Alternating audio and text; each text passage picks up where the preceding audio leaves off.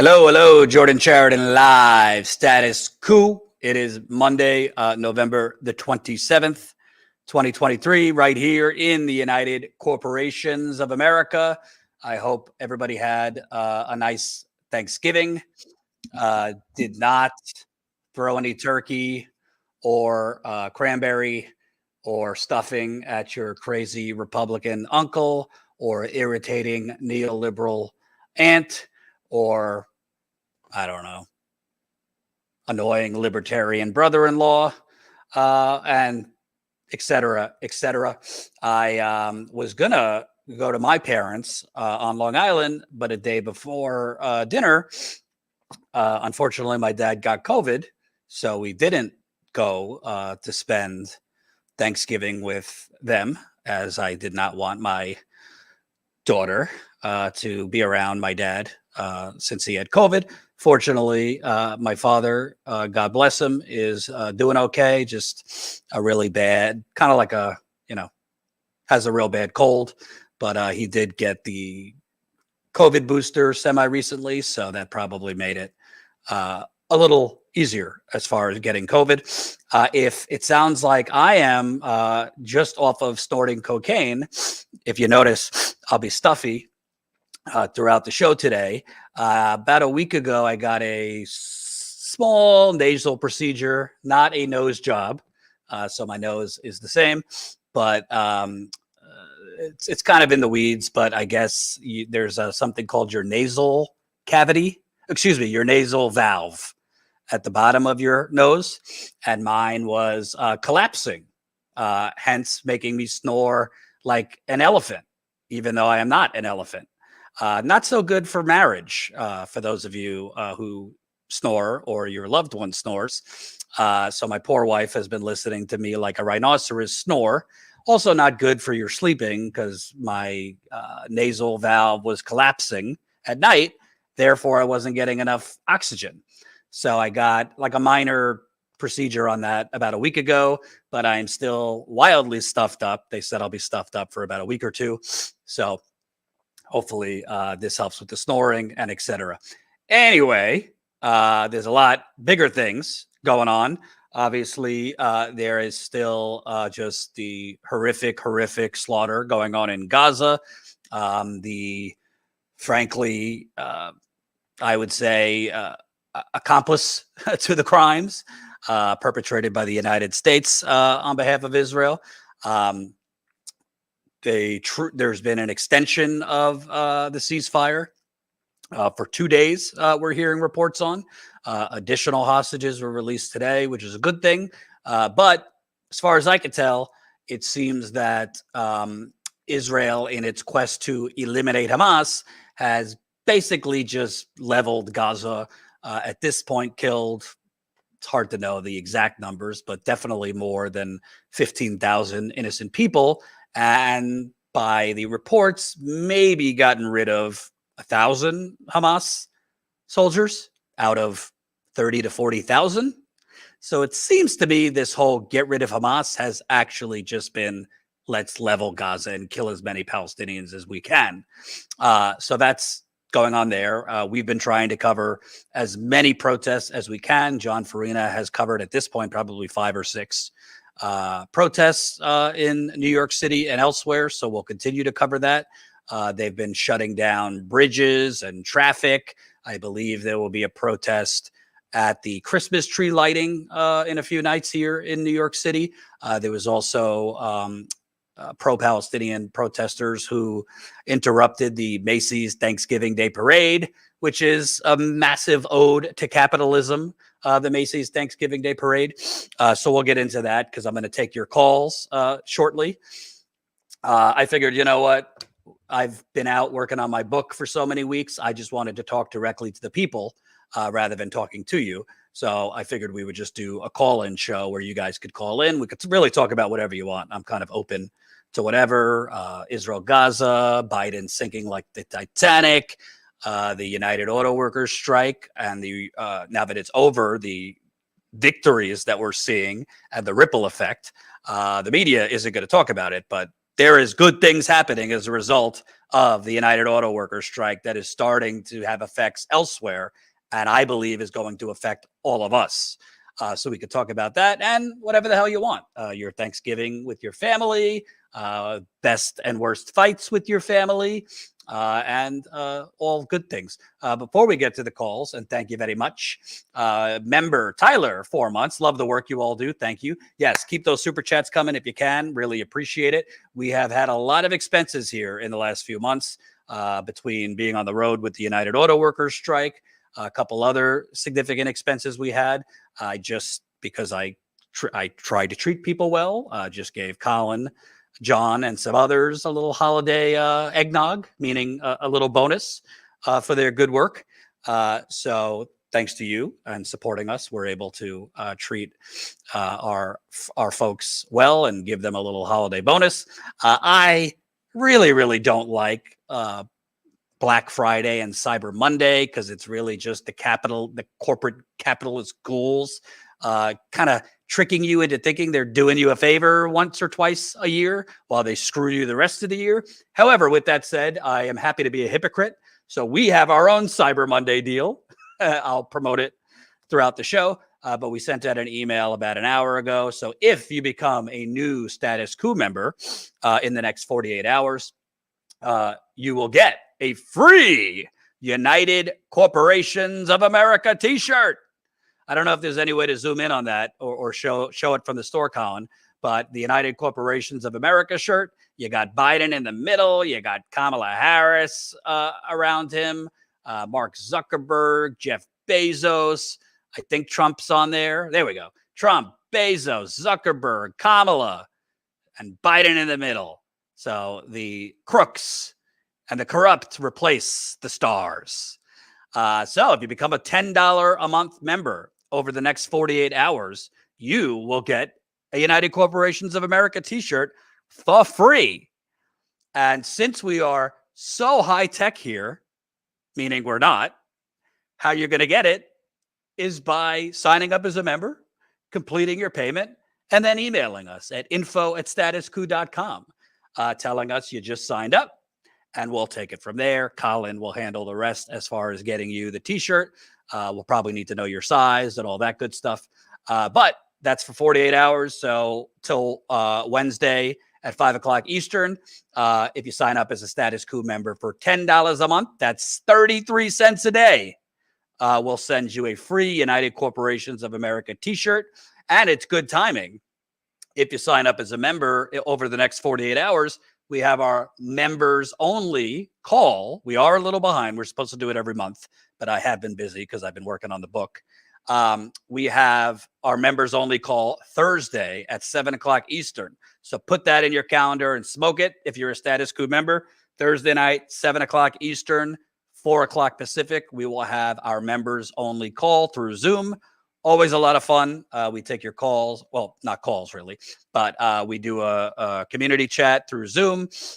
Usually go about an hour to questions, comments. Maybe I'll give you a sneak preview of the book and the title, tentative title right now.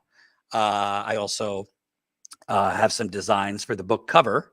I have gotten the book sent in to the publisher. I am happy to report Aaron Brockovich was generous enough to provide me with a forward for the book. So the opening of the book will be a forward from the great Erin Brockovich, which I'm really honored that she was willing to do that for me. And a lot of other great stuff. Right now, unless something changes, the book will be out next summer. I'm trying to move that up a bit, but not totally up to me. So the book will be out next summer. I am very proud of the book. I think it will reveal the biggest government cover-up of the 21st century, and a cover-up that is still ongoing in Flint, Michigan. And as much as the book's about Flint, I think once you read it, you are going to realize this is about much more than Flint. This is about not only toxic water, but a very, very toxic government, if you ask me. So with that said, smash the like button. Share this live stream so we can get it out to more people. Do not be shy. I don't want to be begging for people to call in. Let's go to the phone lines. Colin, if you could put up the phone number and let me start. Connect to show. And I'm going to see how this does because I'm kind of in the mood to do more of these call shows, maybe more than once a week. So, all right. So we're connected.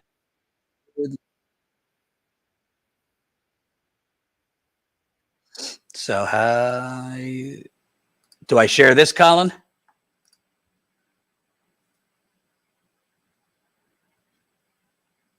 I think that's right. Yeah, that's correct. Awesome. All right. So don't be shy. Call in. Super chats are appreciated. I will shout out new members as they sign up. Remember, you sign up as a new member for $10 a month. Over the next 48 hours, you will get a free United Corporations of America t-shirt. We need to build our membership. It's always, unfortunately, a pattern. When we're on the road covering important stories, we tend to get a significant bump in membership. When we see if we have a caller here, I see Carlos. Let's take Carlos' call.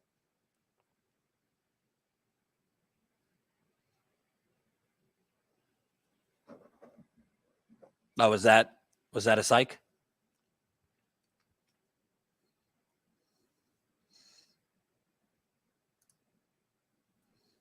Is it Hold on. for you? You there, Carlos? Yes, sir. What's going on, Jordan? Hey, how's it going? I'm doing well. I noticed you were doing the call-in show, man, and I figured I'd give it a shot. You know, I'm a big fan of your work that you did with the UAW, man. Big props on that. I'm very glad those guys got what they deserve. As am I. Definitely, you know, not a perfect deal, but definitely leaps and bounds more than they would have gotten in the past. I think that between the wage increases they got, the cost of living increase they got, and more importantly, the aggressive organizing strategy, and now all these other non-union shops raising wages, this is a roadmap forward for how we could start fighting back, not just in the auto industry, all of us, because frankly, organized labor has been pretty much in the wilderness for the last 30 years. So I was really excited to cover it, and hey, it's showing. There's more of us than them. I've said that for a while. There's a lot more of us than the corporate CEOs. So if we start getting aggressive like the UAW did, the proof is in the pudding. Oh, definitely, man. And real quick before I touch on the economy, as far as that goes, I won't spend too much time on the UAW stuff, but shame on everybody that looked at those workers and had insults and, you know, all that energy for the workers, but said absolutely nothing when the guys at the top were giving themselves millions and millions of dollars in kickbacks. Like that was absolutely disgusting in my opinion, but I digress. Is it all right if I go ahead and talk about the economy? Yeah, go on. So, of course, I can only speak for myself, but when I saw that, you know, that was a topic on your show today, I just felt like I had to share my particular story, and it might hit home with some people, but basically for me, of course, yes, the economy is in the toilet. They'll tell you otherwise on mainstream media, but for myself, I work for America's #1 supplier of medical devices, and as of recently, I've had to move back in home because my options are willingly overpay for a low-quality home, pay an apartment that I'm never going to own, and obviously I've been in apartments before. I don't care to go back, or I can go live in a really crappy side of town, or live out of a motel with my family. And honestly, I'm not willing to do any of those things. So of course, I'm back at home for now. And to add to getting help, apparently this whole time, this situation, well, it turns out I didn't know, but my mother had recently been laid off for a month or two at this point. So for now, it is what it is. But the economy just seems to be in the toilet for everybody, not just myself. And I just kind of wanted to make it known, like, don't let the mainstream media tell you you're in a good spot when you're at the grocery store spending $200 to $300 every 2 weeks, man. Like, this shit is crazy. Joe Biden, obviously, he is not getting reelected, should not get reelected. I'm not saying Trump should get elected, but anybody that's going to look you in the eye and tell you you're fine, don't worry about, spending $600 on groceries a month, if not more. If it is just three of us. So if you have a family bigger than that, man, I really feel for you, man, because it just feeding my one, it's a lot, man. So I can't imagine people that have 2, 3, 4, 5 kids. It's insane right now. And I'm sorry if I'm rambling, man, but I really just wanted to get this call off. And I know there's somebody else out there that feels the same way that I do. But at the end of the day, we got to be able to call a spade a spade. And when the economy is shit, you got to be able to say it's shit, man. I'm not going to give Joe Biden credit that he doesn't deserve. I can't argue with you. I mean, to me, the economy is not much different than it's always been. It's just people are finally saying enough. Yeah, prices are higher at the grocery store and elsewhere, but prices have been going up in housing for the last 20, 30 years. Gentrification has been going up for the last 20, 30 years between housing, utility bills. And the problem is the minimum wage in this country, the federal minimum wage has not gone up in 15 years. That's the only thing that Biden ran on, other than all that bullshit, restore the soul and blah, blah, blah. He ran on a $15 minimum wage, which at this point, honestly, I don't even think that is a livable wage for most people. So no, absolutely not. Yeah. Absolutely not. So the bottom line is, it's what the old trick that the media has pushed of just citing the unemployment rate or GDP or the stock market and saying, look, the economy is doing well. Well, that worked for a while because at least groceries weren't $300 for, I don't know, 15 items, at least your electrical bill and all these other things weren't astronomical. But when you have this inflation mixed with the fact that during the pandemic, a lot of people went into debt to afford things. Credit card bills going up, this and that. It hasn't been covered much, but there was a real increase in car loans, shitty car loans that are now coming back to bite people. At the end of the day, the cumulative effect of essentially frozen wages for the last 20 years is starting to, become too much for people. It just so happens it's happening when Biden is president. But Biden also could have done things to improve this. He could have, as I said, when it was happening, he could have told the oil companies to go fuck themselves and threatened to pull their subsidies. We give $15 billion in free money to the fossil fuel companies every year. He could have said, if you don't lower gas prices by the end of the month, we're pulling those subsidies. See how your head would have spun how quickly they lowered prices because they don't want to get rid of that free money. Oh, yeah. He could have, he couldn't necessarily set the prices for grocery stores, but he certainly could have made threats to the big grocers because they get subsidies too. There's not an industry in this country that doesn't get free money from the government. And most importantly, not that this is a magic pill to solve gentrification and low wages. There is one decent thing Biden did early on in his presidency, the child tax credit. It actually made a difference in a lot of people's lives. What did he do? He let it expire after a year and refused to even say a negative word about the fucking arsonist, Joe Manchin, who single-handedly is the reason that the child tax credit expired. Can you imagine if it was, I don't even like Lyndon B. Johnson for the most part, but do you think Lyndon B. Johnson or JFK or any president with a pair of balls or that is lucid would have allowed one corrupt coal baron to literally torpedo his whole administration? I bet you, I guarantee you, Biden's numbers on the economy would be a lot better if the child tax credit was still in place. I'm not saying he would be clobbering Trump, but that is a tangible thing that was helping a lot of low-income families, and he didn't even fight for it. He just let Manchin hold it hostage and said, well, we don't have the votes. Well, if you don't fight, you're not going to get points for fighting.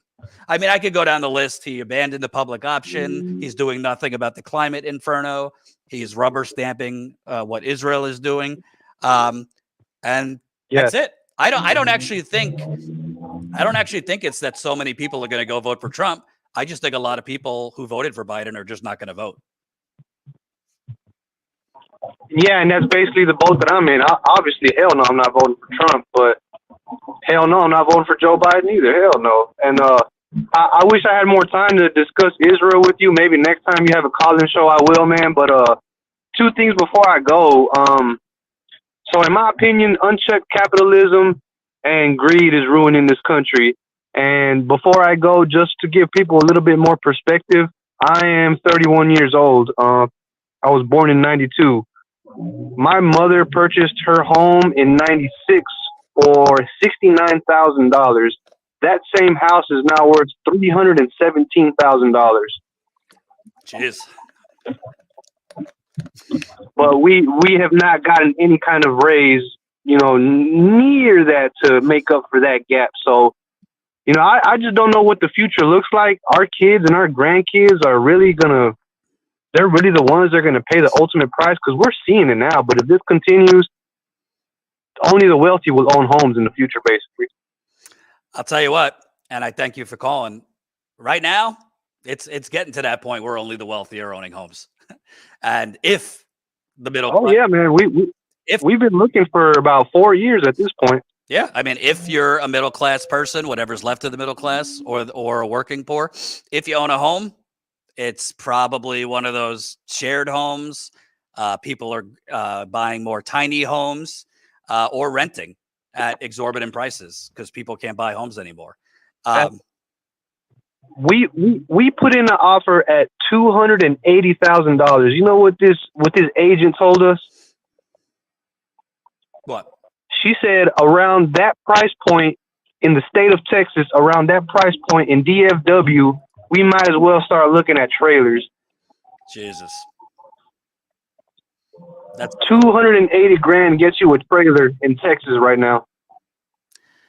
Oh, yeah. So, I mean, I don't mean to rant. This is just my story. I'm sure other people have similar stories, and I want to open up the line for them. But I just had to get that off, man, and I thank you, Jordan. Thanks, man. Big fan. Appreciate it. Have a good holiday. So that was thank you, man. You too. That was Carlos. Remember, smash the like button. Smash that like button so more people can see this. Also, if you came to this late, because we got more people watching right now, we're doing a special Cyber Monday. It is Cyber Monday deal. So if you sign up as a Status Coup member over the next 48 hours for $10 a month, that is 33 cents a day, you will get a free United Corporations of America t-shirt. So definitely sign up. StatusCoup.com/join. StatusCoup.com/join. You can become a member for $10 a month, and you will get a free United Corporations of America t-shirt. Oh, it's going to look good. You got Biden on there. You got Kamala Harris on there, Mark Zuckerberg, Bezos, Trump, the corrupt ghouls in place of the stars. So sign up as a member, and after you sign up as a member over the next 48 hours, email us at info@statuscoup.com, info@statuscoup.com, and we will get you the shirt. That's our high tech. You got to sign up and then email us, info@statuscoup.com, if you want the shirt. As a reminder, we're having our monthly members only call Thursday at 7 o'clock Eastern, 4 o'clock Pacific, and that members call is through Zoom. We do that once a month on Zoom. So if you sign up as a member over the next 48 hours, you will get the link emailed to you, the Zoom link for Thursday's member call. Let me take the next call. This is Susie. Hey, it's Choosy, Jordan. Sorry, Choosy. Yeah, Choosy Heretics, Choose Carnation Revolution now in the chat, and Exile the Malta now in the comments section. How you doing? How's your nose healing up? Could be worse. A lot of people have it worse. I'm doing okay. You know about that Chinese master, no less than 4 pillows sleeping method video? I swear to God, on my Facebook, I have like 50 fucking ads for pillows and all sorts of contraptions. But no, I don't know about what you'll have. As a retired physical therapist, I'll vouch for that video is worth the look for positioning. Okay. I don't know. Most people sleep on their side. Yeah. And, and that's it covers the important points of setting yourself up. You really do need like 4 pillows of different dimensions and firmness to set yourself up properly. Got it. And it'll help you sleep. Sounds good. Comfortably. What's going on? But anyway, I've been following your chats with the protest chats, and John's doing a great job with the camera and everything. But those poor kids seem to have some kind of itinerary that's not very focused. I was like trying to focus on 2 things in participating in the chat to swat down people using the word Zionist or Zionism alone when it's clearly the Jesuit order and the Knights of Malta and, immune sovereignty in Hamas and in Israel and everywhere. So everybody needs to just knock off with the confusion and any misguided bigotry. And that's the secret to doing that, is just getting specific about the language and terminology.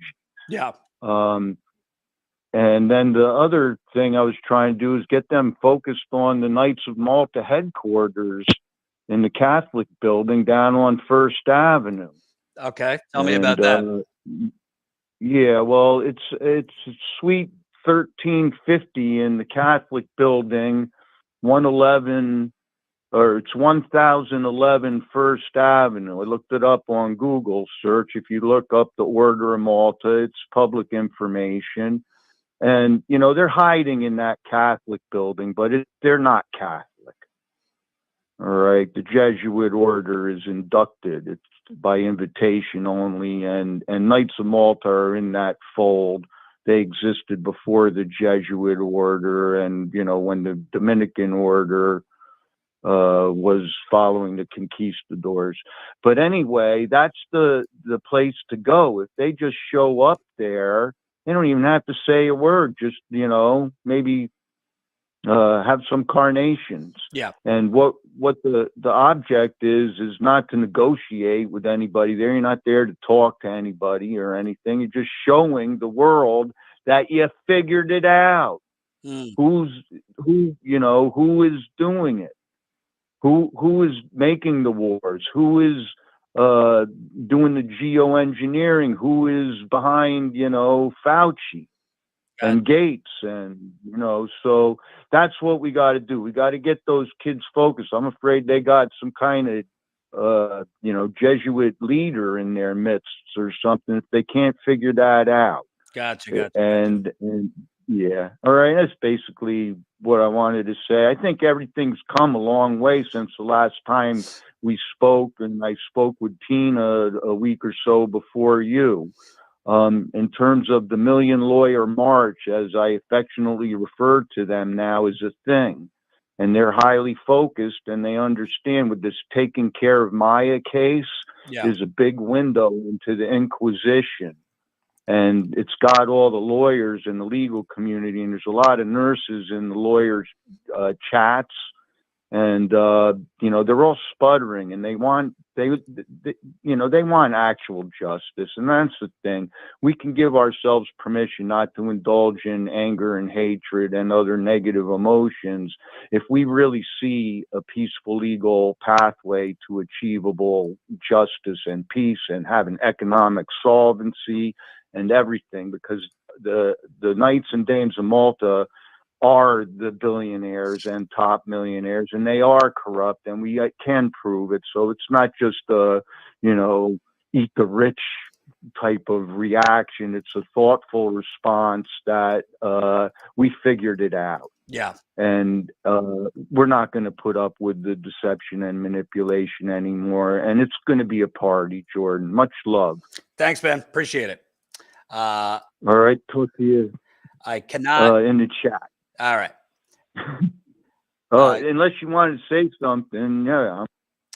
So I don't exactly know everything that fine gentleman was talking about, but I try to let folks speak as much as I can. I will say that one thing that I am hopeful about, and I hope we learn the lessons of the George Floyd protests.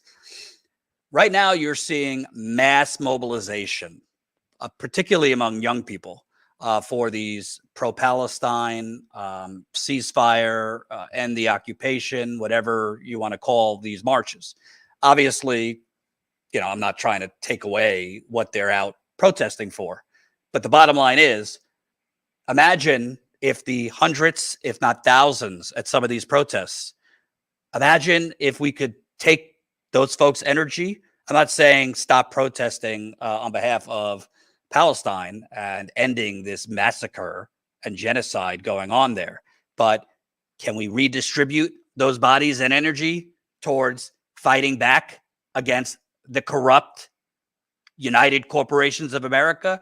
Can we get these folks there? Can we have a little booth to sign them up for local economic organism, to start economic organizing against big box retailers, to start economic organizing against Amazon, Walmart, the corrupt corporate banking system?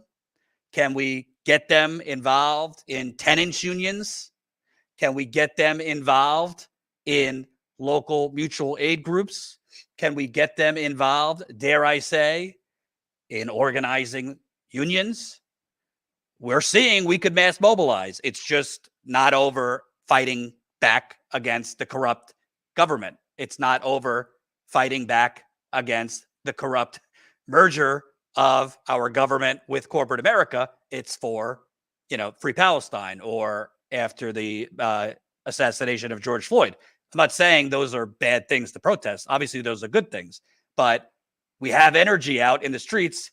We need to start channeling that energy and getting these folks and organizing these folks across issues, not just international protesting for Palestine or protesting after a black man is kneed down to death, but to take back our government. I don't mean like take back our government like a crazy white right winger means it. I mean, take back our government nonviolently through economic organizing, like we just saw the UAW do. So that's my little 2 cents there. Keep smashing that like button. Super chats are appreciated. I'll read them at the end. Let me take the next caller. Grayson.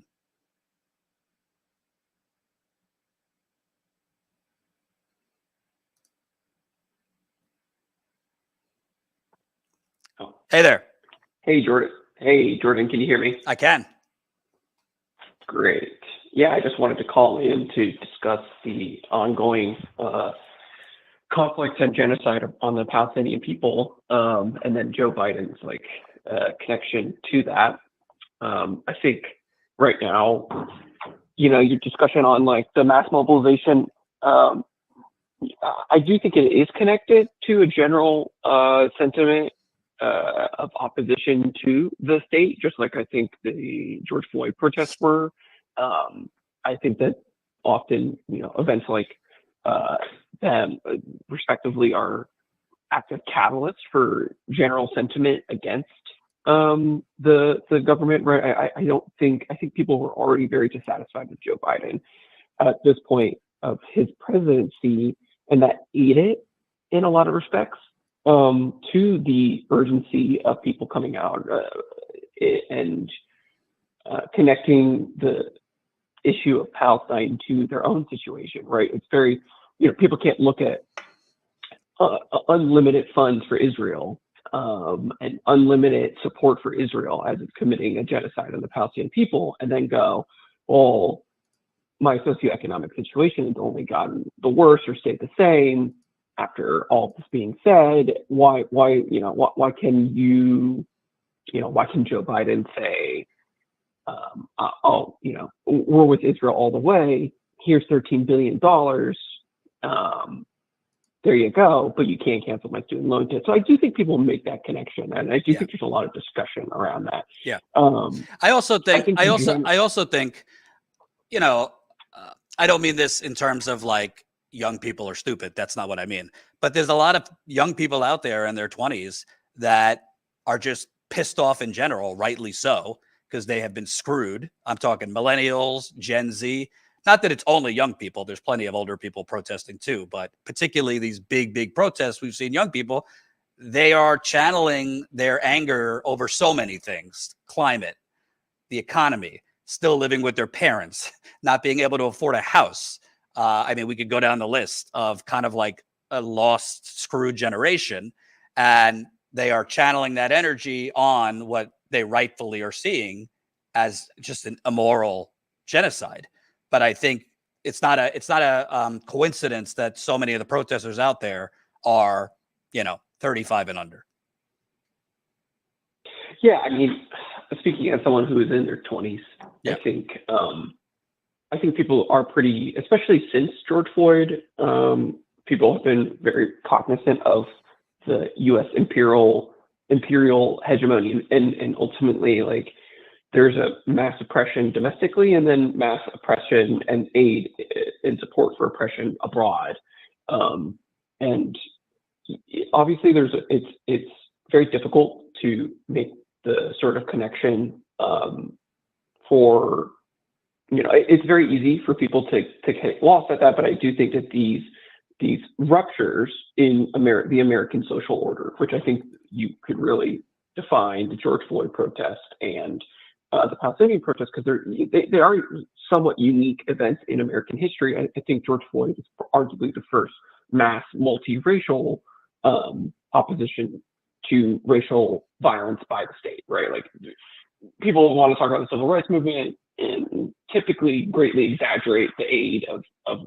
whites and white groups in that, and it was predominantly a Black-led group and overwhelmingly unpopular with the white American population. But the George Floyd protest, there's a majority support in polling for burning down the Minneapolis Police Department, right? Right. So these are unique events.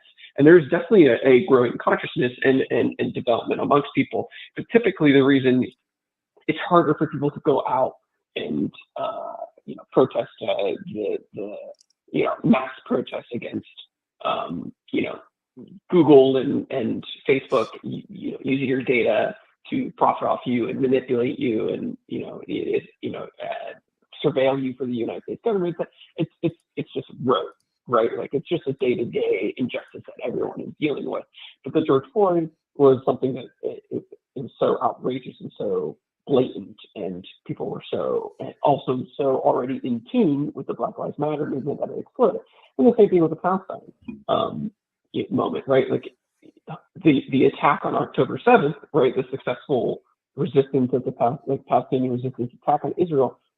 And they say this, right? Like, if you actually read them, their whole point was to disrupt the norm of the day, which was already mass oppression and mass violence against the Palestinian people, but they wanted to just, essentially dislodge that normalcy globally.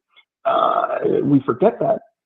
It's not really discussed that prior to that happening is that Israel was going through being aided by the United States under Obama, Trump, and Biden. They were for making the Arab states normalize their relations with Israel, cutting deals, and Saudi Arabia was just about to file a deal too. And so, the Palestinian resistance recognized that at a certain point it'd be too far gone for them, and they had to disrupt the order. And so, and ultimately, they were so successful that I think that more successful than they even.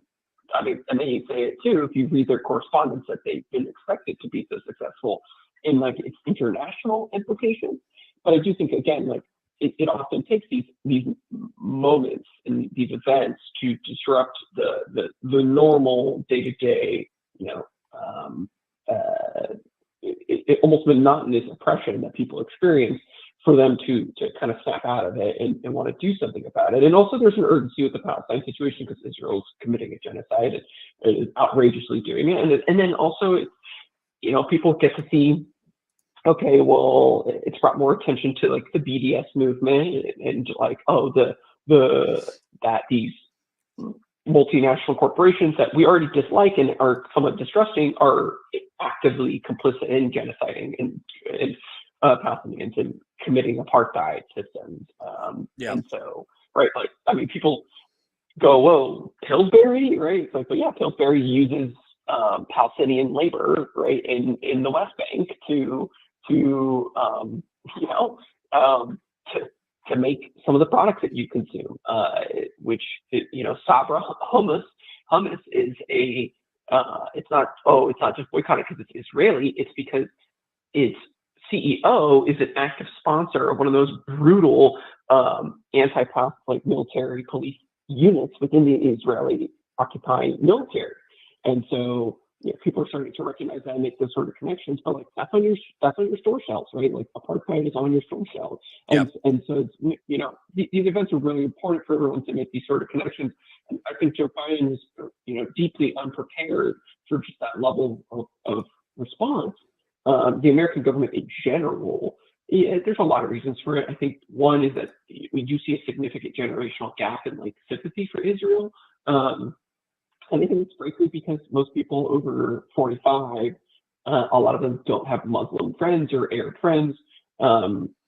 Younger people do, right? Like I grew up with Muslim and Arab friends, so it's not exactly difficult for me to sympathize with their position. So I think that part plays a part of it. We've seen a lot of good reporting on kind of like how staffers at the Hill try to explain to their bosses, like, we our friends are saying something to us, and they're like, what do you mean? And like, I mean, I think it was like in WAPA where there was a senior staffer that was like, I didn't even know we had Arabs in my district, right? And it shows you just like kind of that benign oppression, that benign level of just like dismissiveness and acceptance of the normal oppressive management. So I think it's important for us all to connect this. It's important for us all to, see this moment as something that is a continuation. I think there's a profound link between the George Floyd uprisings and now the Palestinian resistance. And the Palestinians themselves, they supported George Floyd uprisings. And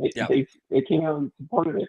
And they recognize the continuation of that. And so I think we're in the process of the thread being, growing and elongating and more is being connected to it, and more is there a growing class consciousness and social consciousness amongst Americans in recognition of this.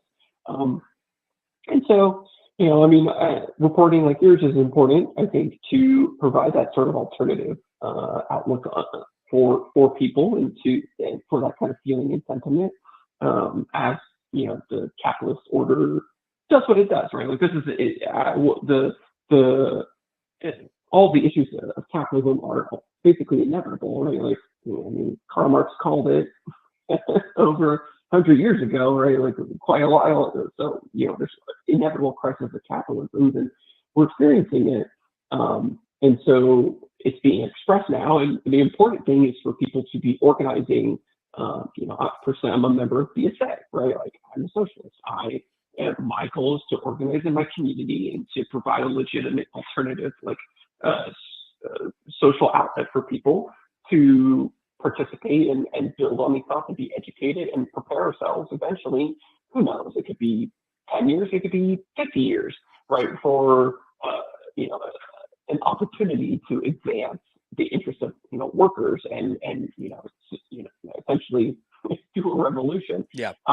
But that's a very long-term horizon thinking. I mean, you can read Lenin. There's the failed, revolution in Russia, 1905, where they're like, Lenin was like, look, he told the Bolsheviks, like, we might, prepare your children, right? Like, it's probably not going to happen again. But then it did, right? It happened again in 1917, and they had their opportunity. So we never know. Yeah. So I think really what's important is for us to channel our energies into organizing ourselves, educating ourselves, and preparing ourselves, and taking opportunities where we can to advance our interests and advance the people's interests. Absolutely. You said a lot. I'll respond in a couple ways. Number one, I think that right now, how I view this, and I'm open. I mean, my wife is Israeli. Obviously, I love my wife. She was born in Jerusalem. Her mother was from Israel. I know people in Israel. But the bottom line is, other than the United States and Israel, and I think, what is it, like some Samoan country, every United Nations country, every United Nations country, I think for 3 or 4 decades, has ruled or voted for the pre-1967 lines and for the end of the Israeli occupation in the West Bank and Gaza.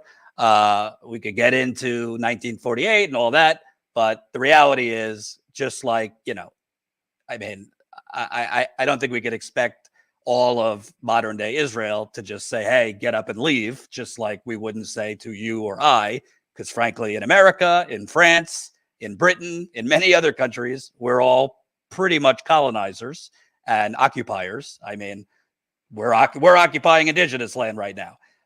But the bottom line is, the United States has been the driving force to block the end of the occupation.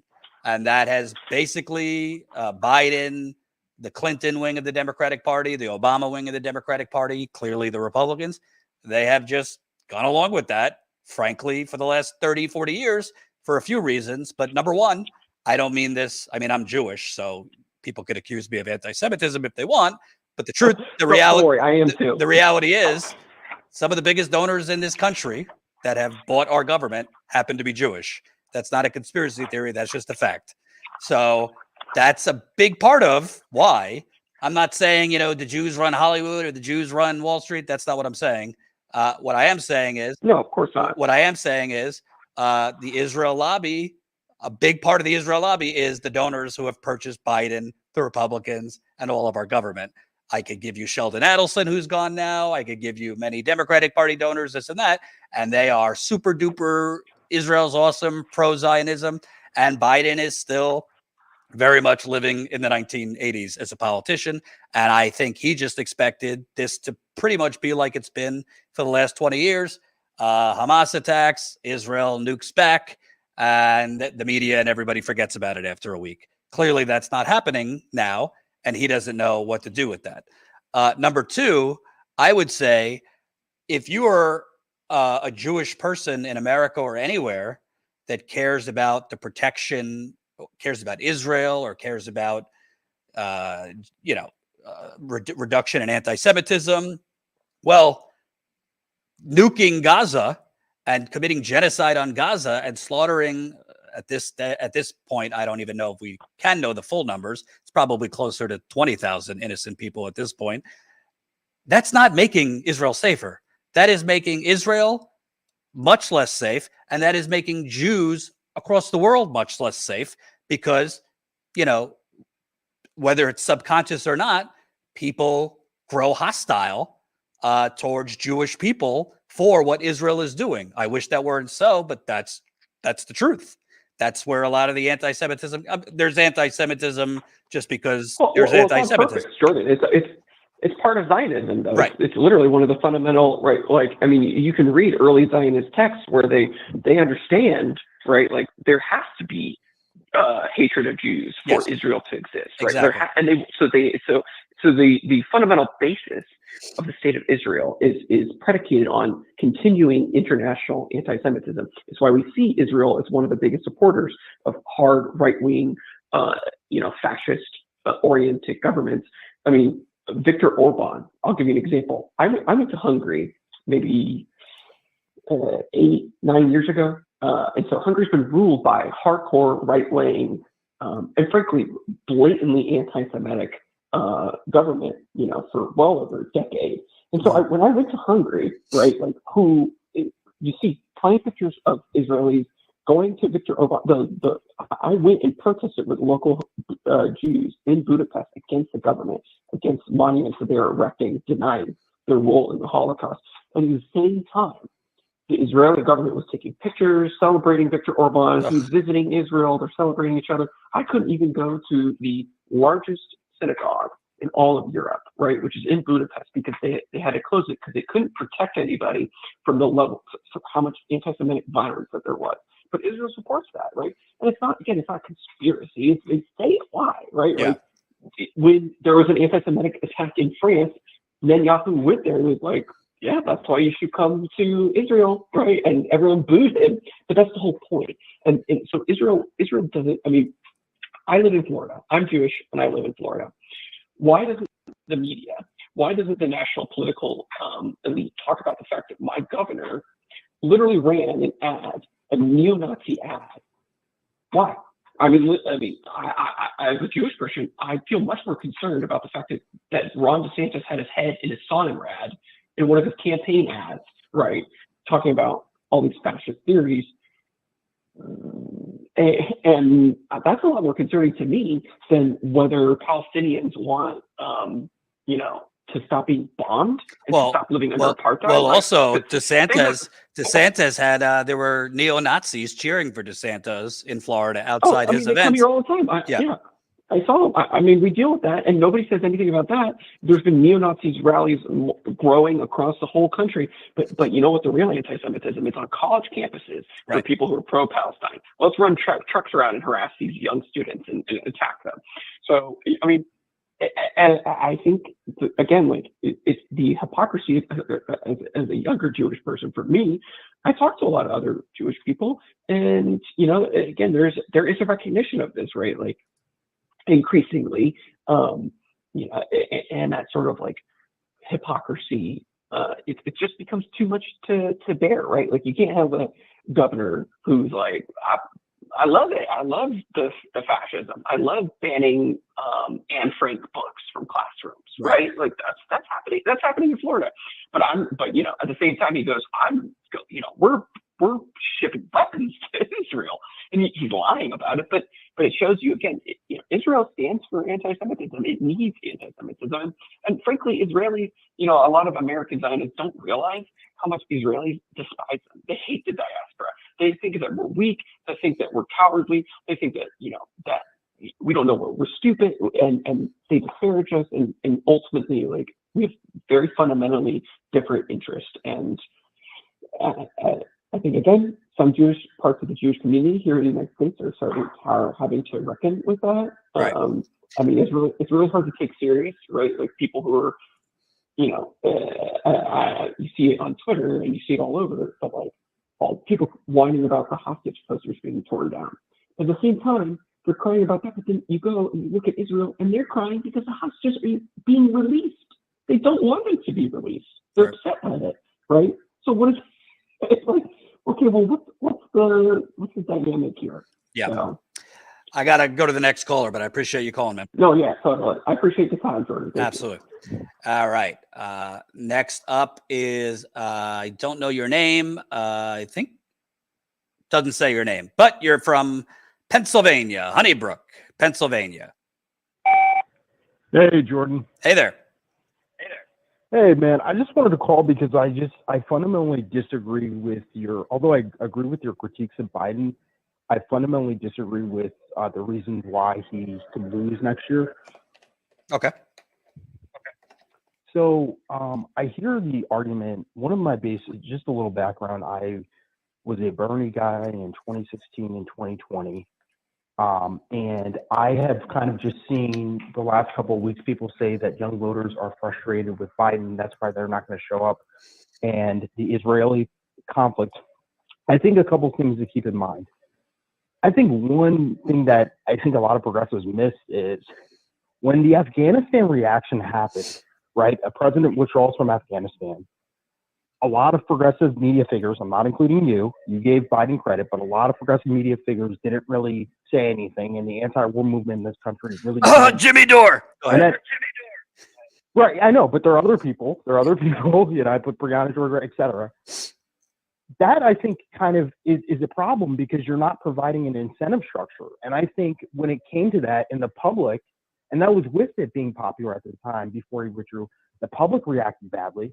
If you look at his poll numbers, his approval rating, it went down right after Afghanistan and hasn't recovered. I'm not just saying it's all Afghanistan, but that really hurt him. So I think when it comes to things like the Israel-Palestine conflict, and polls show that the country obviously is more critical of Israel than it used to be. But this is still a pretty damn pro-Israel country. If you just look at simple opinion poll of YouGov and Quinnipiac, where they say, who do you sympathize more with?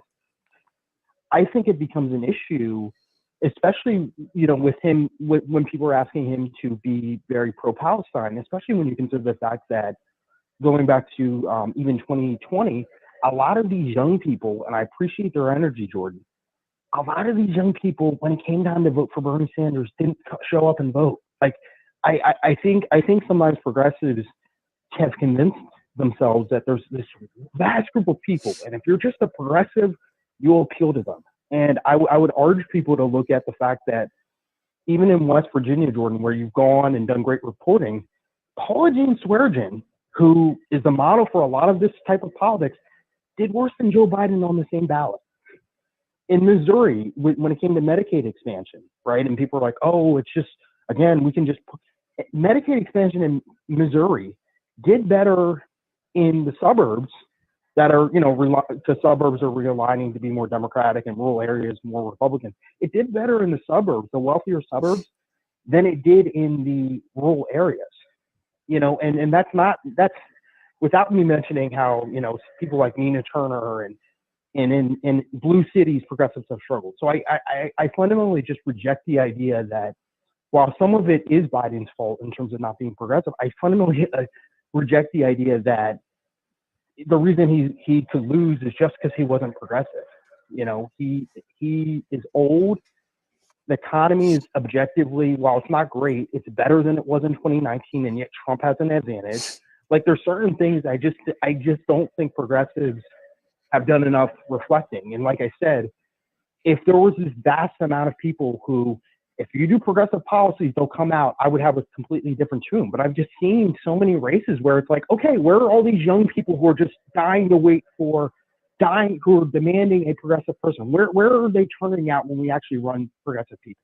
Right. Like, if we had Marianne Williamson as the ballot, we would lose moderates in Pennsylvania, because I'm in Pennsylvania. We have wealthy suburbs where there are Romney, Biden type voters. We would lose those people, and I would be okay with losing those people because I would prioritize. But we would need all these progressive voters who are disenchanted with politics to say, okay, I'm showing up.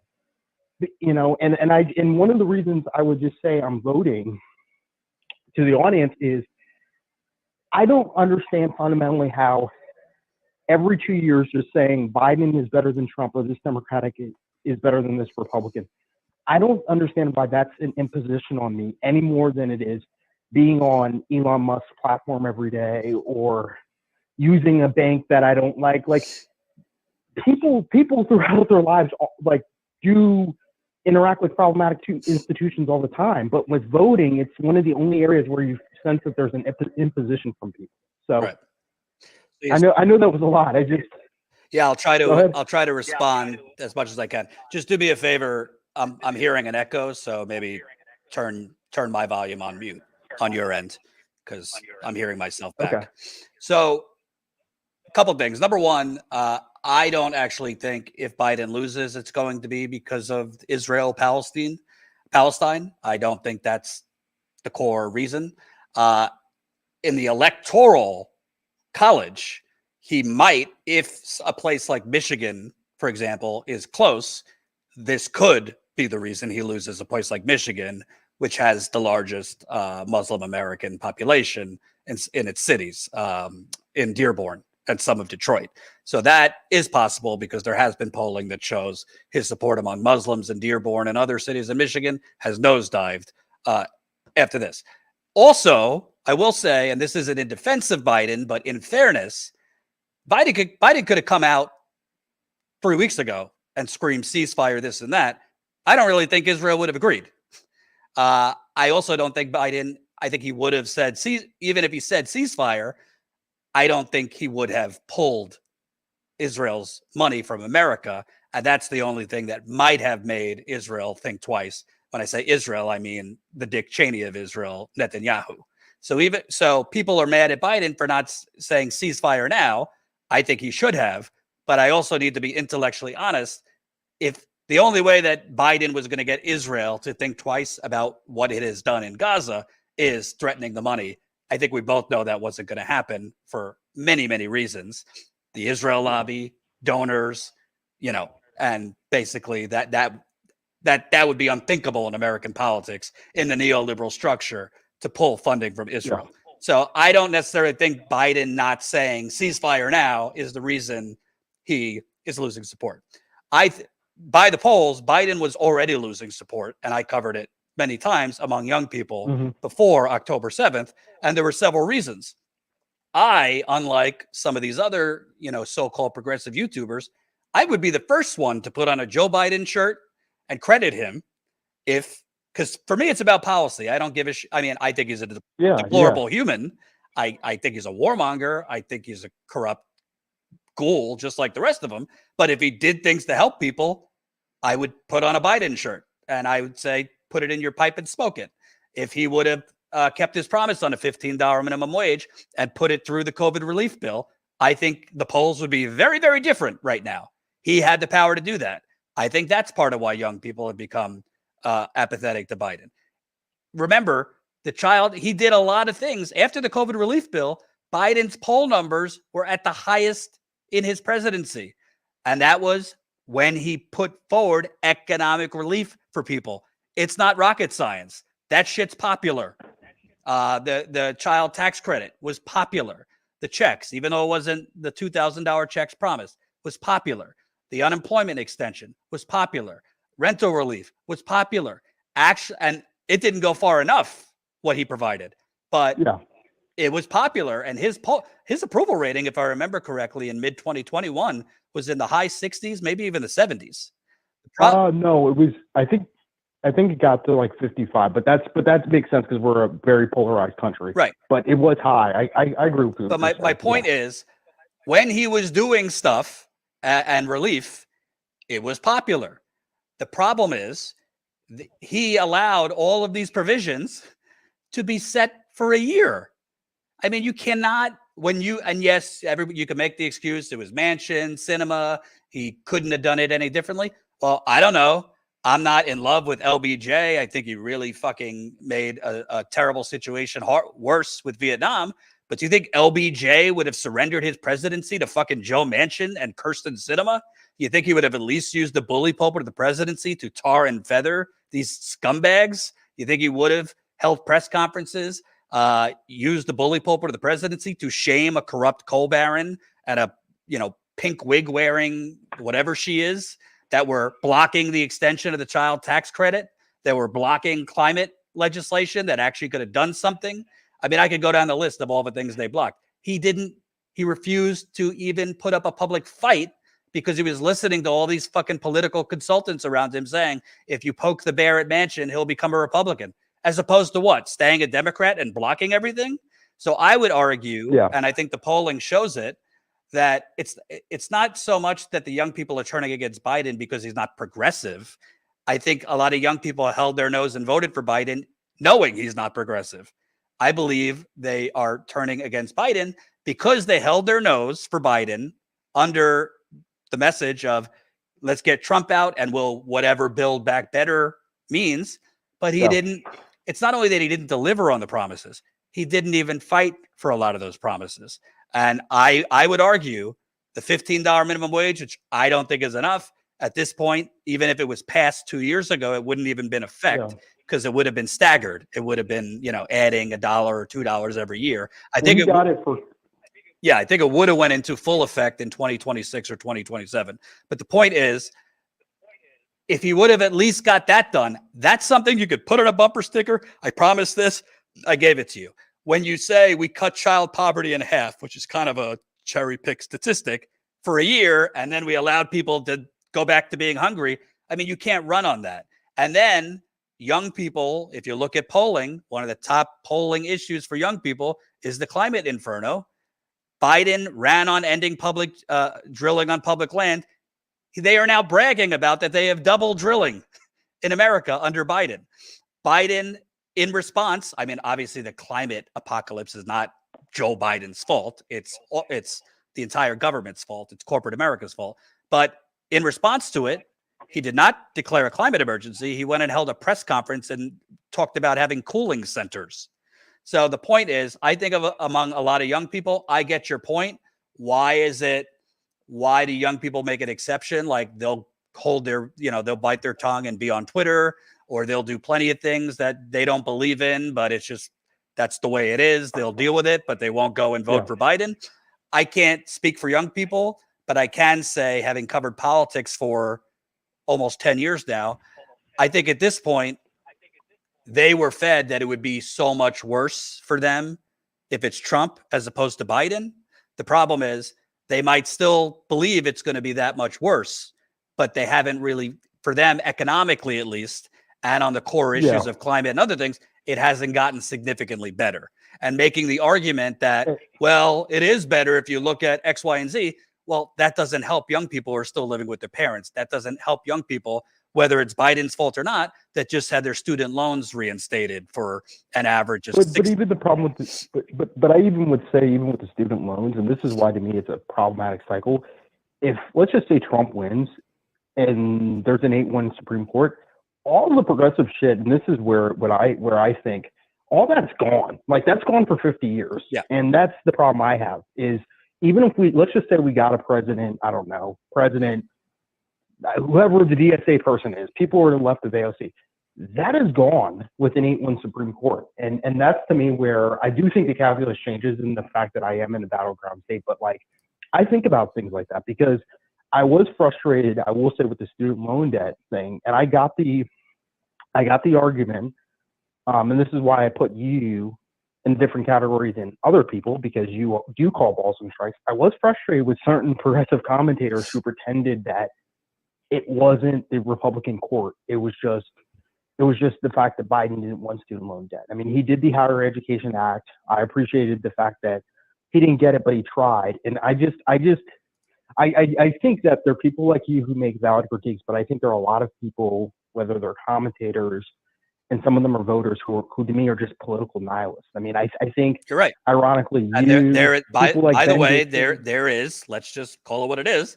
There's an economic incentive if you are a YouTuber to bash the Democrats and bash Biden. And if Biden came up with the cure for cancer, to not give him credit and criticize him. There's a lot of clicks in that from right wingers, from apathetic leftists. And I call it like I see it. If there's something to credit Biden or a Democrat for, I will do it. Yeah. And I've lost supporters for that. I got a lot of shit for being public. I got a lot of shit for being public that I voted for Biden in 2020, not because I loved him, but for the reasons I explained. But I'm not going to just sell out my integrity for clicks. But there are a lot of YouTubers on the internet that are clearly playing to the right. And part of that is there is, and it's not just the right, it's a lot of angry and apathetic leftists who I understand why they're angry. I understand why they're apathetic, but they won't accept a YouTube host complimenting Biden or a Democrat for anything. If you do that, you're on their bad side, unsubscribe. So it's not, a lot of it is frankly intellectual dishonesty. I won't name names, but there are people, YouTubers that I talk to that do say things to me privately that they will not say on their show. I'll leave it at that. Well, yeah, and then just the one last point I want to say. Yeah, that to me, and I'm saying this as I'm saying this as someone who considers myself a black progressive. The debate between Kyle Kulinski and Brigada George Gray, I definitely agree with Kyle. And then the last thing I would say before I guess hang up and you take another call is, I brought up a lot, but does the fact that like Paula Jean Swearengin underran Biden in West Virginia in 2020 and some of these progressives have not done as well electorally, does that like ever, because I know you talk to a lot of people in these states and it's like, even if frankly you were running, if you're a Democrat, you wouldn't have, like you probably would do as well as Biden would do. And that's, I guess, was my point with the Marianne Williamson. Let's compare Paula Jean Swearengin to John Fetterman for a second. Okay. And this is a good example. You might not know this because why would you know this? Paula Jean Swearengin, it's very possible she would have lost. But Paula Jean Swearengin, after she became the Democratic nominee, literally the West Virginia Democratic Party and the DNC would not allow her to speak at events. They would not support her. They would not fundraise for her. They basically acted as if she was not the nominee. Why? Because Joe Manchin said so. That's Joe Manchin decides that. Again, even if she had the full support of the DNC, the full support of the West Virginia Democratic Party, I can't 100% certain say she would have won. Do I think it would have been a lot closer if she had financial support of the DNC, of the West Virginia Democratic Party? If they were helping her with ads, she basically had a media blackout in West Virginia, even though she was the Democratic nominee in 2020. Then you look at John Fetterman, who, contrary, besides the stroke, actually ran a great campaign. He had really smart people running his social media. He had a terrible opponent in Oz that was kind of like a Mitt Romney-esque, Gordon Gekko figure. But he also had the full-throated support of the DNC, of the Democratic Party in Pennsylvania, of national the entire Democratic machine was supporting Fetterman, not because they loved Fetterman. He's probably, even though he's pissing me off right now, he's probably more to the left than the corporate Democratic establishment, but they were supporting him because he could be the determining vote for the Senate. So that, to me, it's apples and oranges. Paula Jean, would she have won? Listen, West Virginia used to be a very, very blue Union state. For 100 years, it was a Democratic state. Would she have won? Probably not. Would it have been a lot closer if she wasn't basically disappeared by the federal and state level Democratic Party? And I've talked to her about it. They refused to let her even speak at union halls to try and get their endorsements. So it's kind of apples and oranges to say, well, Biden did better than Paula Jean. I could promise you there's a whole lot of people in West Virginia that probably didn't even know who the fuck she was, even though she was a Democratic nominee. Yeah. So I think it's a little apples and oranges. Also, you got to remember, there was a lot of progressive victories that were very, very close within the last 5 years. Jessica Cisneros in Texas. There was a couple others that were like within a point where a progressive could have won for Congress, for Senate. So it's not completely true that progressives are getting, completely slaughtered. And, there's another thing. There's another thing I just want to add, because this is happening. I'm not saying this is why progressives are losing, but it contributes. You remember Bernie Sanders, the fact that he was even close in Texas in the 2020 Democratic primary, there is major voter suppression going on college campuses. Biden won Texas, I think, by I don't have the numbers in front of me, maybe 3 or 4%. There were lines at the biggest college campuses in Texas for 8 or 9 hours. And that went on in Michigan and other states too. There's been reports and articles about that. This is the new strategy among the Democratic Party in primaries to suppress on college campuses, and Republicans to do it in the general election. So I think it would, I'm not saying progressives would have won a lot of these races we're talking about, but it could have made a difference in terms of the margin. And I think Nina Turner could have won her first race for Congress if not for a flood of money that came in. So I think you're right. You're right on a couple things, and having incomplete information on a couple other things. That makes sense. Yeah, and I was just talking about. Yeah, I was just talking about and I was also just thinking about Charles Booker and all of those. And to be clear, I do think Marianne Williamson, if he were the nominee, could win. But I've never subscribed to you run a progressive nationwide as the nominee and you're winning 45 states. I think there are a lot of people who are just conservative. But you're totally right. But let's talk about Marianne Williamson for a second. Literally, for the last year, Marianne Williamson has been running, and she has either been described as a not credible candidate in articles, or she has not been included in polls by major news outlets. In news articles, she has been basically just ignored as a candidate. Contrast that with Dean Phillips, a fucking nobody congressman from Minnesota whose only claim to fame, I think, is, a gelato company or something like that. He is rich. Immediately when he announced his run, mass media coverage, interviews on all the Sunday shows, New York Times, Washington Post articles, this and that. And his polling went to about where Marianne Williamson was in New Hampshire. Why is that? Is it because people love a moderate, milquetoast liberal from Minnesota?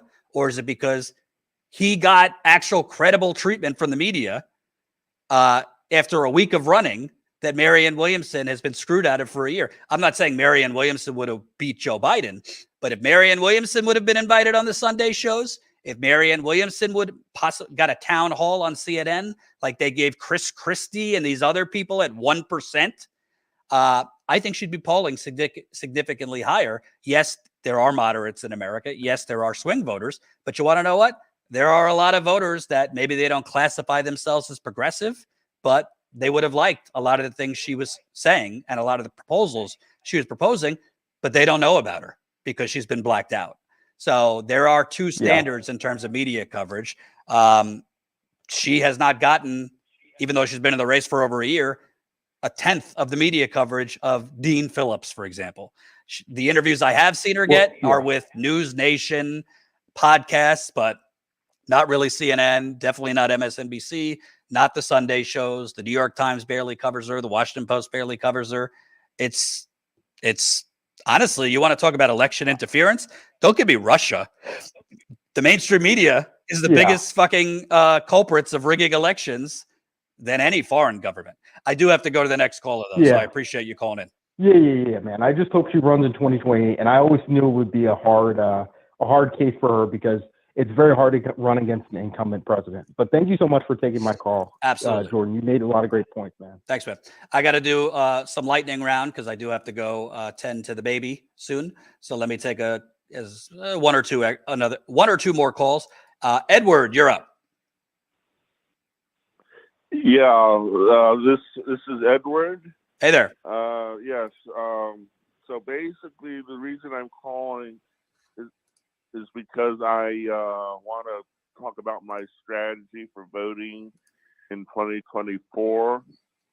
Basically, my plan in the primary, I live in Vermont, and in Vermont, you can choose either a Democratic ballot or a Republican ballot, right?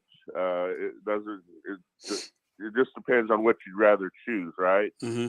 And I'm probably going to choose a Republican ballot, and right now maybe vote for Vivek Ramaswamy because I think he's the least insane of all the Republican candidates to try to undermine Trump. In fact, I would recommend, since nothing is likely to unseat Biden, I would recommend that progressives, as a strategy, if they can, participate in the Republican primary to try to undermine Trump. But when the general election comes around, I'm planning, I've already determined I'm not voting for Biden and I'm not voting for Trump. Those are both scumbags. So I'm either going to choose the candidate that best would challenge the two-party system. Right now, I'm looking at RFK Jr. And maybe if Jill Stein or Cornel West do better in their campaigns, I might go with one of them if I think they can get over 5%. But right now, it's looking like it's going to be RFK Jr. And I was wondering what you thought about that. Number one, I don't think Vivek, my gut, I think he's going to drop out before Iowa because he's going to look at the tea leaves. I think he is a corporate vulture if you look at his actual record, and he's just trying to latch on to his 15 minutes of fame and hopefully get in a second Trump administration. So I think he'll drop out before Iowa if his numbers don't significantly go up under some kind of, handshake deal with Trump that he would be part of Trump's administration. So I don't even know if you'll have the opportunity to vote for him in Vermont, because my guess is he drops out to help Trump and get a spot in a second Trump administration. I mean, I don't tell people how to vote, but I personally, I would never vote for RFK. Besides his conspiracy shit, which is a non-starter for me personally. I do not think RFK Jr. is a challenge to the two-party duopoly. If you're looking for a challenge to the two-party duopoly, the best candidates for that would be Cornel West or Jill Stein. RFK Jr. brags about being a champion of the free market. That is the two-party duopoly. The free market is why you have massive income inequality, people working 2 to 3 jobs, people rationing insulin, people having to choose between groceries and medicine. I haven't seen one proposal from RFK Jr. that would actually help lift wages, would actually help struggling working class people, would actually strengthen unionization and labor unions in this country. I basically think RFK saw an opening, which was being anti-Ukraine, but he's not really anti-war. He supported Hillary Clinton 3 times, who is a warmonger, and he is clearly showing that he is doing pom-poms and cheerleading for Israel and the Israeli war machine. So to me, if you're interested in the 2-party duopoly or ending that, Cornel West and Jill Stein are the 2 candidates that are definitely most serious about ending the duopoly. I think it's unfortunate that they're both running, because I think they're going to take votes away from each other. So therefore, I would find it hard to see either one of them getting over 5%, because I think they're going to split the limited votes there are for a third-party candidate. Those are my thoughts. I just wanted to say that I do have a problem with RFK because of simping for Israel. That is a problem with me. But he is talking about things I don't hear anyone talking about. He's talking about BlackRock buying up all the available housing to force people into a renter society. He's talking about making government agencies actually responsible for doing what they're supposed to do and not being just simps for the corporations that they regulate. Yeah. And he is an environmentalist, as far as I know. So those are all important things to me. Yeah, that's great. I mean, my mentality in politics, not just about RFK, but in general, talk is cheap. I don't really give a shit what you're talking about. I care about what your proposals are. Biden talked about a $15 minimum wage, a public option, ending drilling on public lands, among many other things, and he's done none of it. Hillary Clinton talked about a lot of things, but her record was the opposite. I mean, I could go down the list. He could talk about BlackRock and ending basically Wall Street buying up all our housing. I haven't seen a proposal from him that would actually challenge that. He's not saying no to super PACs, which is part of that whole structure. So it's good that he's talking about it. If he says he has a proposal, like Bernie was very simple, whether you liked him or not, Medicare for all. You didn't have to guess what he was proposing. I don't know what RFK is proposing to challenge BlackRock and all these Wall Street vultures buying up housing and then doubling the housing prices. He has done great stuff for the environment. I don't really know what he's proposing on climate change. That would be a massive, massive game changer. The bottom line is on the climate inferno, we could talk about electric cars till we're blue in the face. We could talk about electric stoves and all this shit. I'm all for those things until you put a dollar amount on how much you are going to push to cut the military in this country, which is the biggest spark on the climate apocalypse.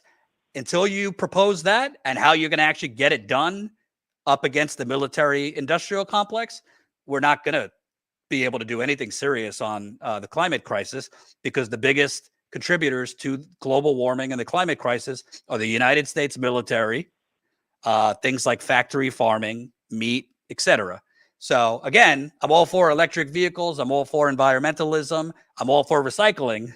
That shit is only putting a tiny little dent in the massive problem. So again, like obviously anyway. Vote for whoever you want. I'm not telling you what to do, but I haven't seen I haven't seen him follow through with what he would actually do. So those are well, thanks. Absolutely. I'll take one more call here before I go. Mike. Hey, Jordan, it's great to talk to you. It's the first time we've ever spoken. I am a subscriber to your channel. Hey, thanks. And by the way, let me give a shout out because we have a Cyber Monday deal going. Welcome new member Daniel just signed up. So if you came to this late, if you sign up as a new member today or tomorrow, 48 hours, we're doing this, you get a free United Corporations of America t-shirt. We are proud of our swag. So there is Biden in the middle with other corrupt ghouls, Trump, Bezos, Zuckerberg, and Harris. They are in place of the stars. So if you sign up as a member for $10 a month, which is 33 cents a day, we'll send you a free United Corporations of America shirt. Sign up as a member and then email us info@statuscoup.com, and Colin will take it from there to get you your free shirt. Go ahead. You were hearing me, right? Okay. Yeah. You just interrupted me for a commercial break, right? It's all good. Sorry. Go ahead. No, I agree with you on an awful lot of this, and I think you're absolutely right about Jill Stein or Cornel West being our choices if we want to make a difference in the system. And this is one of the things I wanted to talk to you about. I'm sorry we don't have a lot of time because I have a plan that you might support, but it would require a lot of cooperation and stuff from a lot of different people to get it done. And, that is, if you look at our Congress, all these people in the Congress were let me start with this. Biden lost my support when he made his trip to Israel. Okay, that's it. That was the bottom line. It broke the camel's back. I won't vote for him, this time.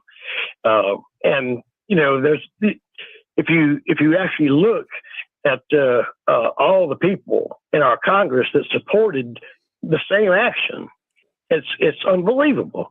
And those that voted to, even Democrats that voted to censure Rashida Tlaib over her comments about the Palestinians. All of this shows you that our whole system, Democrat and Republican, except for just a small handful of about 20 or so, Squad and Justice Democrat members, are against the American people. You know what I'm saying? Apparently against democracy, because if they're still worried about democracy, meanwhile they want to censor the only Palestinian American member of Congress. That's right. Yeah. And what sense does that make in the grand scheme of things when what we really need is to get out of this duopoly two-party system in a really bad way?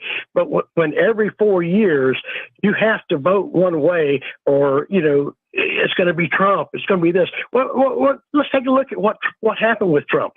This even the Supreme Court that Trump put in there that overturned Roe v. Wade, that's been a plus for the Democrats.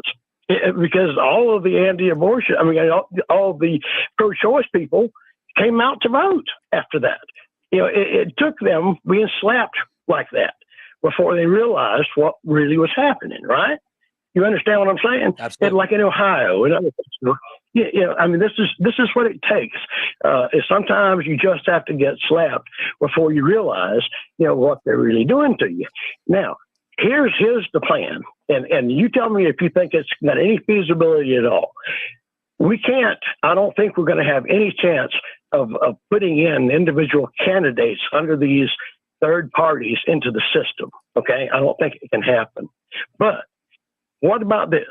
What if you took that 20 or 30 good people, good progressives in Congress, and you got them to change their party affiliation to the Green Party before the election? Okay. Mm-hmm. Now, you can be like Bernie was an independent for a long time, but he always caucused with the Democrats. You can do that. You could be a Green Party member and still caucus with the Democrats. Okay. If that's, where you thought you got your bread buttered. But unless we get a foothold in Congress, I don't think we have a chance of doing anything with this, with 535 members and only a small handful that actually support our policies, and they get ostracized by the rest of the Congress.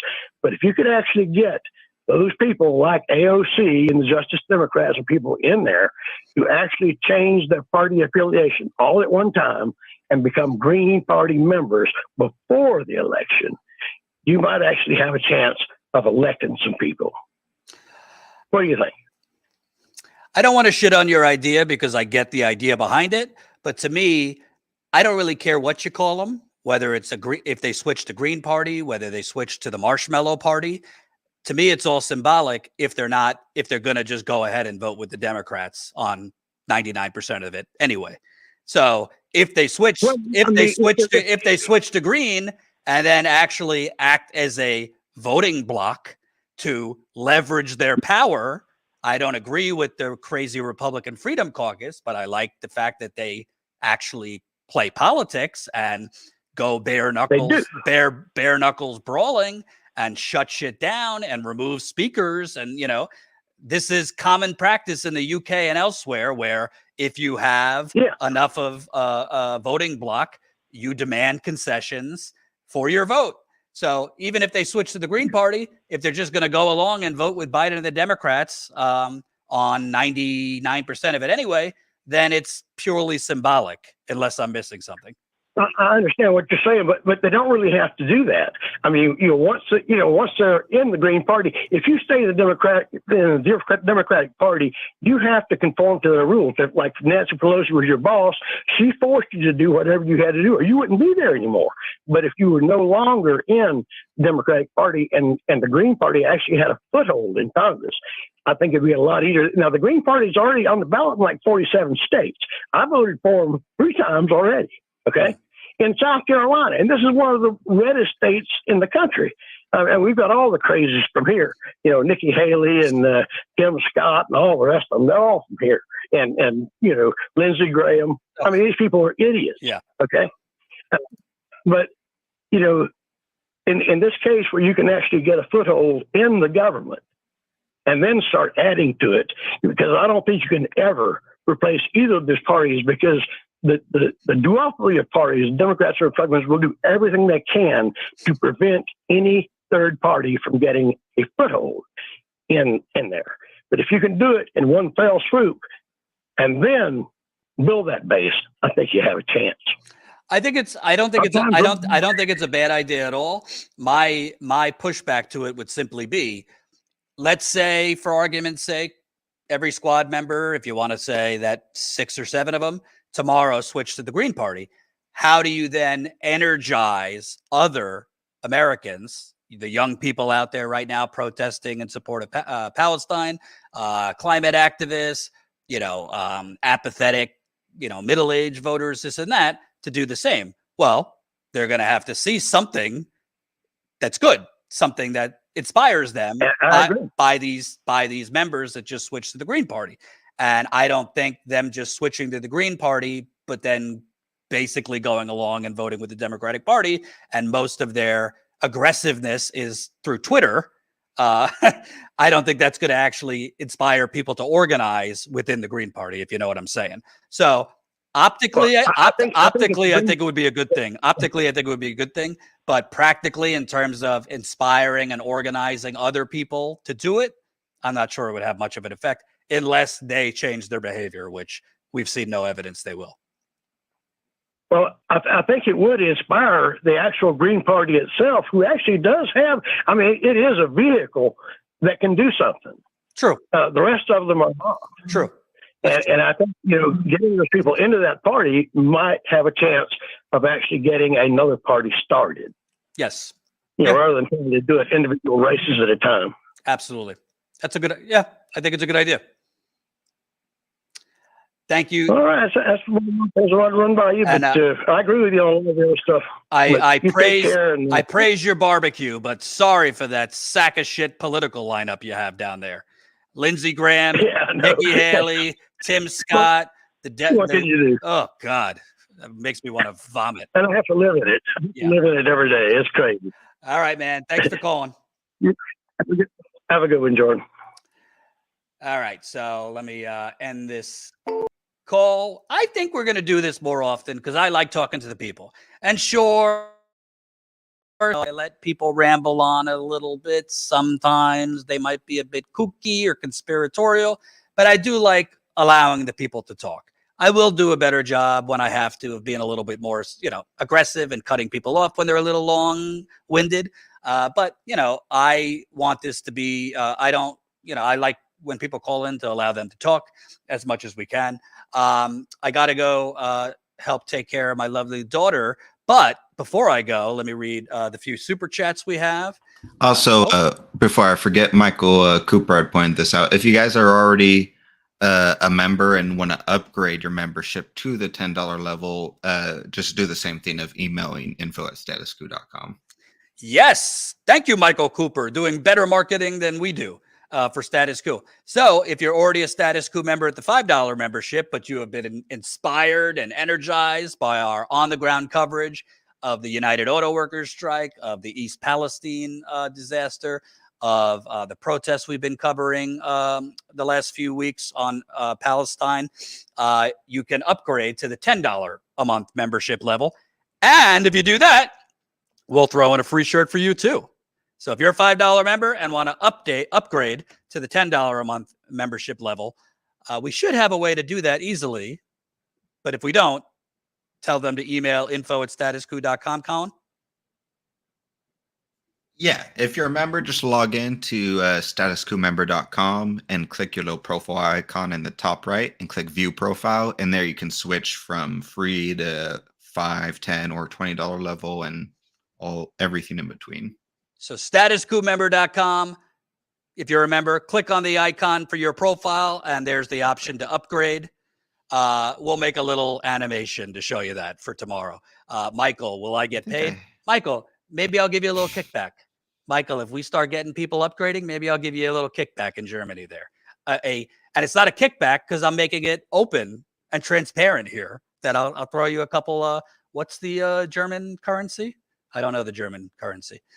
Anyway, so thank you. And remember, we have the Cyber Monday deal. So if you are not a member yet, sign up over the next 48 hours. We'll do this till Wednesday at 5. Actually, we'll do it till the members call on Thursday. So we'll give you 3 days Cyber Monday deal that will go till Thursday's member call. So you got 72 hours to sign up as a Status Coup member at the $10 a month level.